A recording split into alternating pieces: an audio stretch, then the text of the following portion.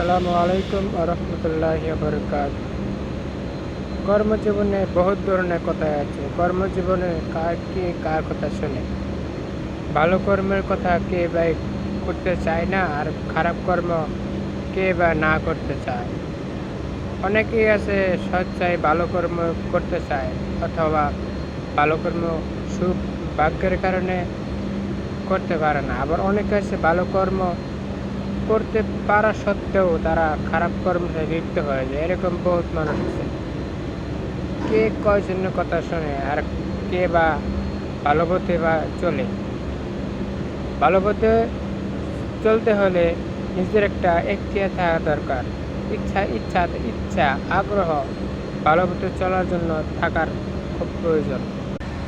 সব মানুষ চাইলেই ভালো পথে থাকতে পারে না। ভালো পথে ইচ্ছা করলেই হয় না, তবে নিয়ত করতে হয়, ভালো জিনিসের নিয়ত করতে হয়। নিয়ত করলে ভালো জিনিসের কাজ সফল হওয়ার সম্ভাবনা থাকে। আমি একটা ভালো জিনিস নিয়ত করলাম যে ভালো কাজ করব, তাহলে ভালো কাজ করার সম্ভাবনা হতে পারে।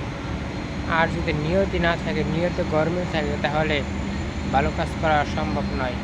ভালো হতে হলে ভালো নিয়ত করতে হবে, মন মানসিক ঠিক করতে হবে, তাহলে দিনের পথে চলতে, ভালো পথে চলতে পারা সম্ভব। আর না হলে ভালো পথে চলা অসম্ভব হয়ে যায়। খারাপ পথে চলার জন্য নিয়ত করতে হয় না, খারাপ পথে এমনি চলা হয়ে যায়। খারাপ পথে শয়তানে এমনিতেই নিয়ে আসে বলে। তবে শয়তানের থেকে পানা চাইতে হবে, শয়তানের আক্রমণ থেকে দূরে থাকতে হবে। শয়তান থেকে যত সম্ভব চেষ্টা করতে হবে তার থেকে দূরে থাকা, তাহলে ভালো পথে চলার জন্য সহজ হবে। আল্লাহ আমাদের সবাইকে ভালো পথে চলার তৌফিক দান করুক। আমিন।